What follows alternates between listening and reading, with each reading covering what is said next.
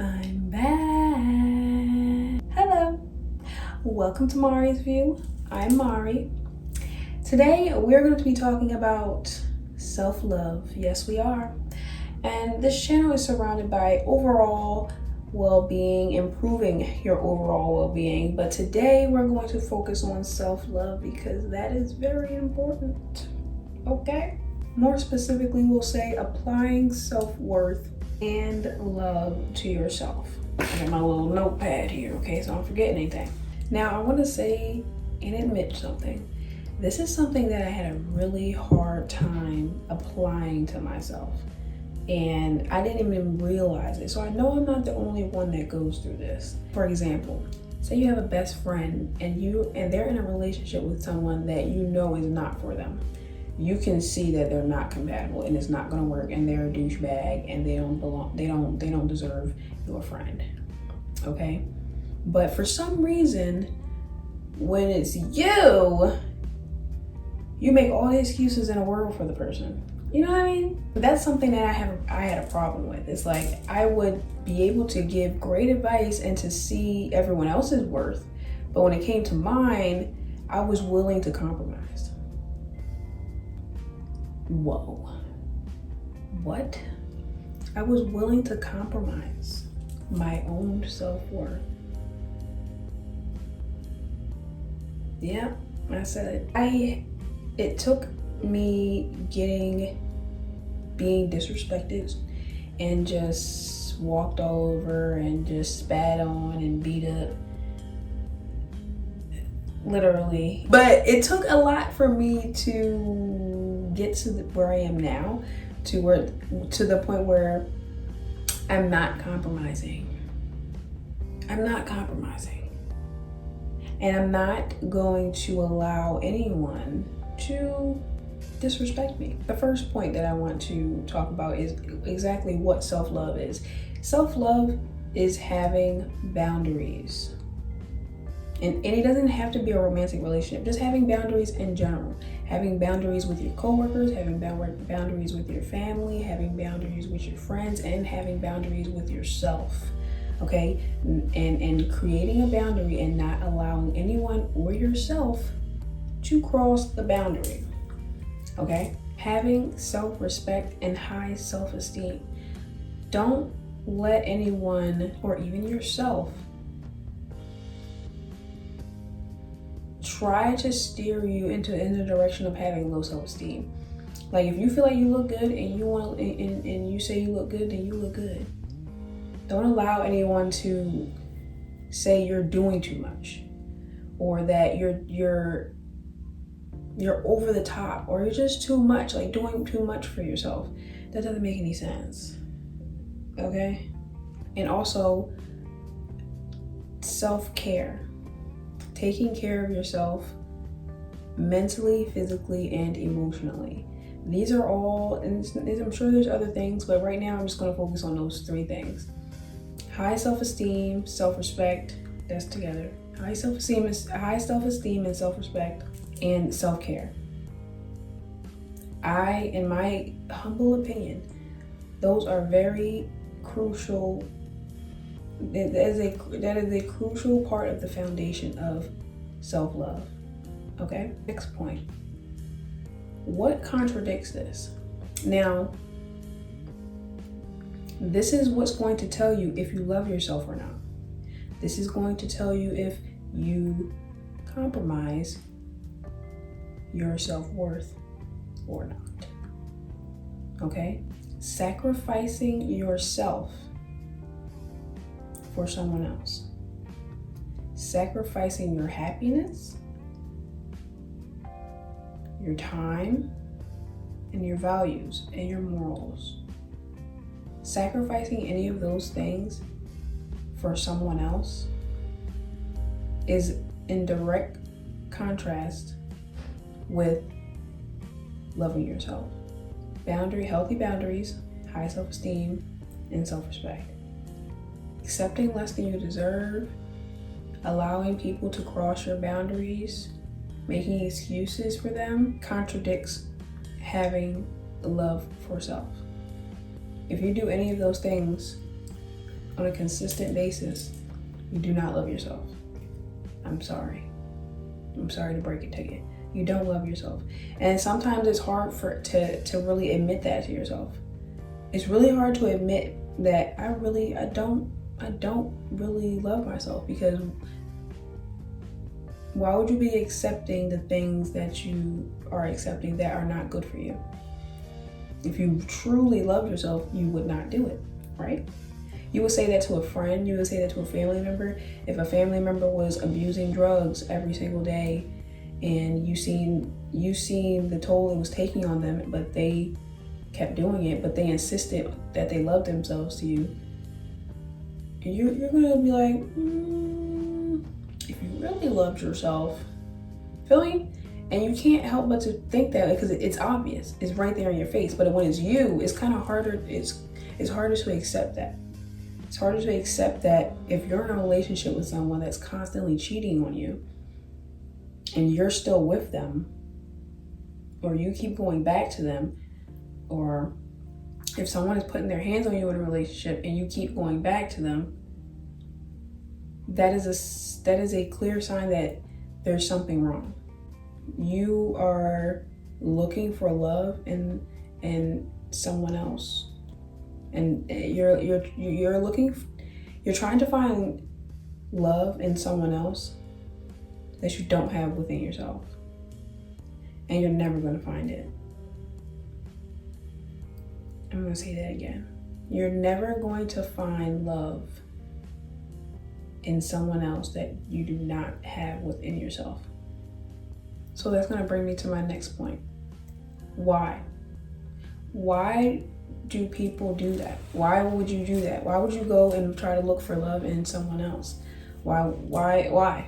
And from the research that I've done, most of the time it's because of your childhood.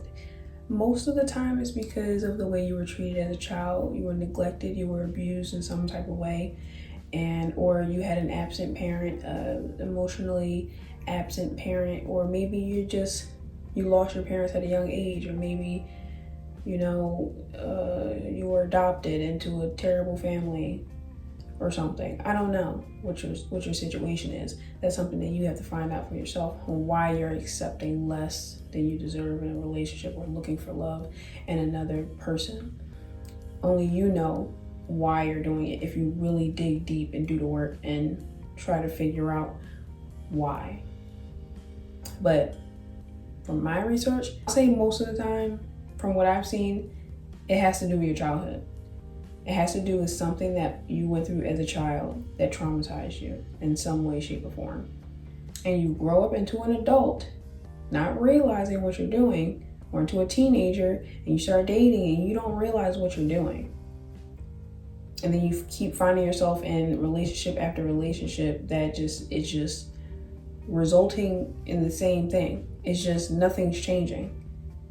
At the end, when the relationship ends, it's always for the same reasons.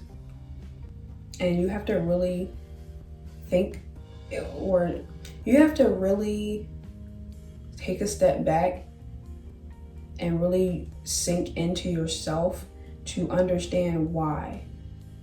To understand yourself, understand why, and you need to be alone. You cannot be dating or having or going or how do I want to say it? You can't be out here chitty bang banging. Okay? You can't be out here creating soul ties and trauma bonds with other people, trying to find who you are. That's like taking 5 steps. That's like taking 2 steps forward to take 5 steps back. You need to be alone for a while. And I feel like it all depends on how long you've been doing it. How long have you been in and out of relationships? When did you start dating, and how long have you been in and out of relationships that resulted in you having to heal from them because you went into them blindly, not knowing what you were doing? And it's a lot easier said than done. It's a lot easier said than done. But it's possible.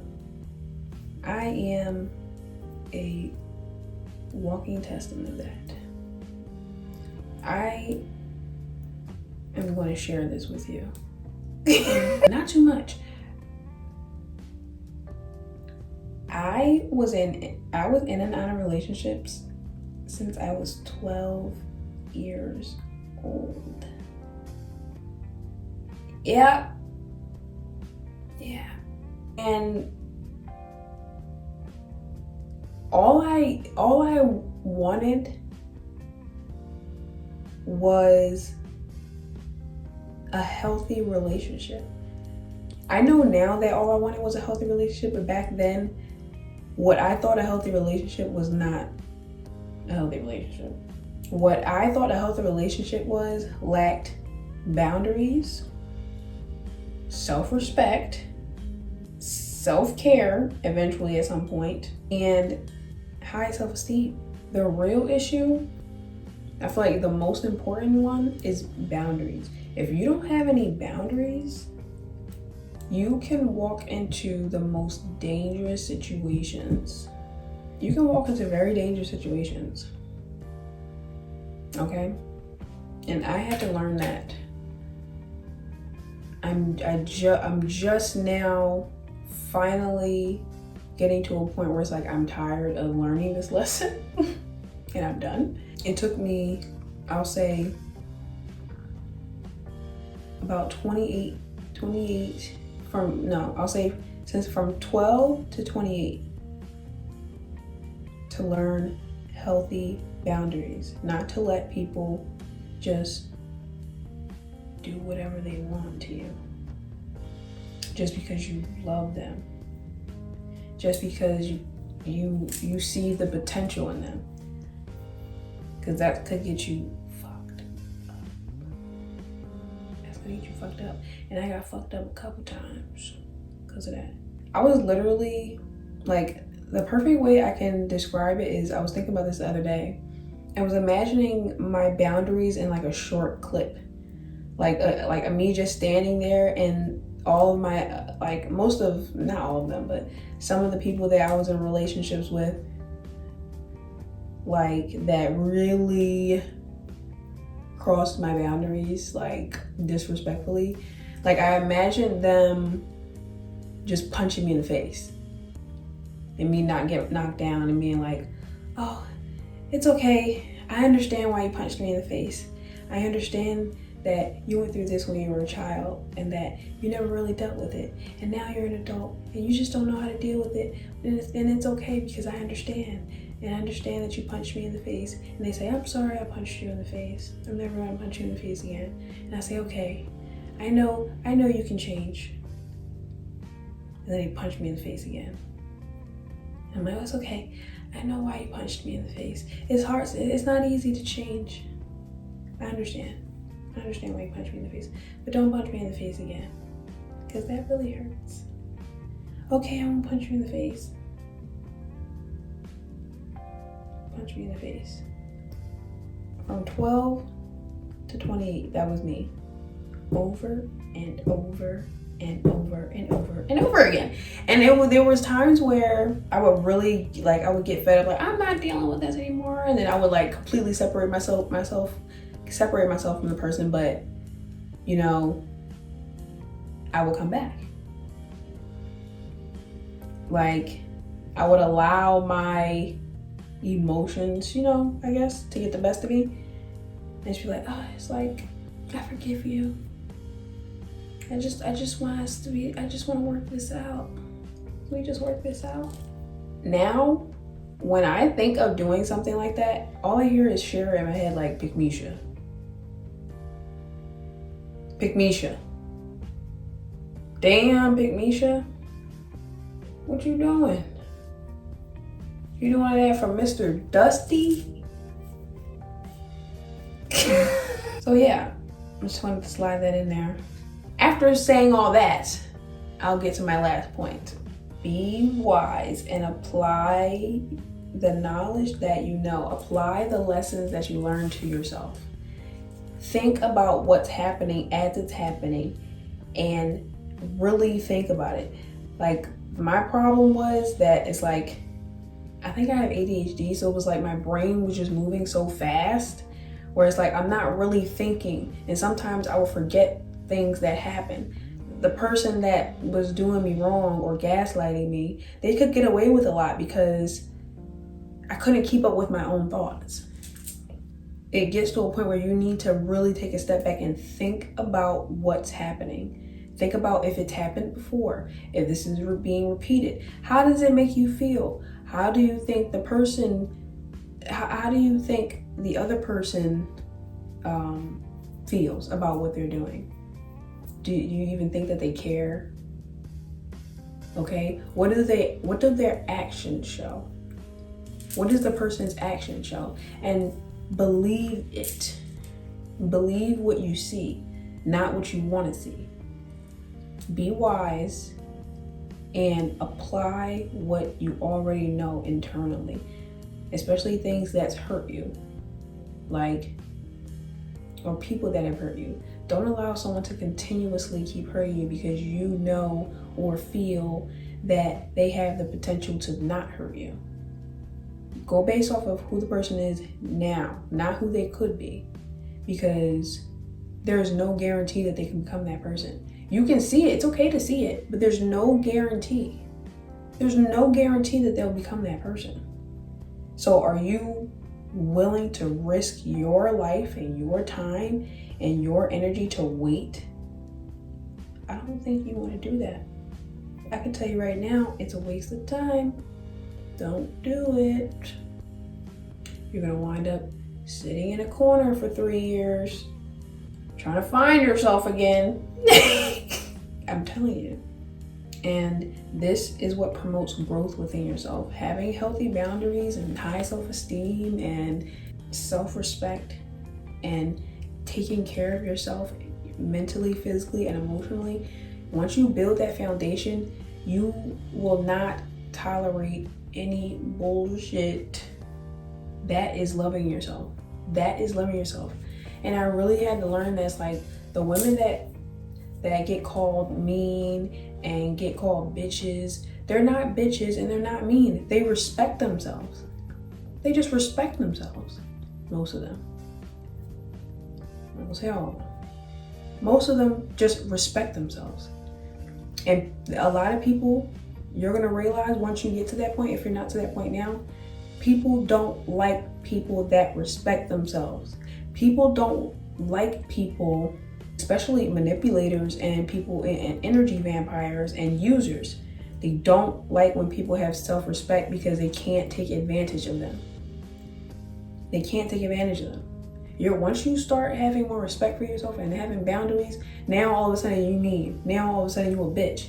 Now all of a sudden, oh, you changed. Oh, you're acting bougie. You're acting this, you're acting that. Why? Because I respect myself? Would you like me to not respect myself? Why? So you can take advantage of me? The guy that I used to talk to, and he said, and we were talking on the phone, and I was talking to him about how I don't know why I just said it like that, how I didn't respect myself before, and that's how I got myself into really bad situations in relationships, because I didn't respect myself. And I just allowed, I had no boundaries. He said, wow, I wish I would have met you then. And with that being said, respect yourself, love yourself, have boundaries, don't let anyone walk all over you. This is Mari's View. Thank you for watching. Like, subscribe to the channel, and I will see you in my next video. Bye.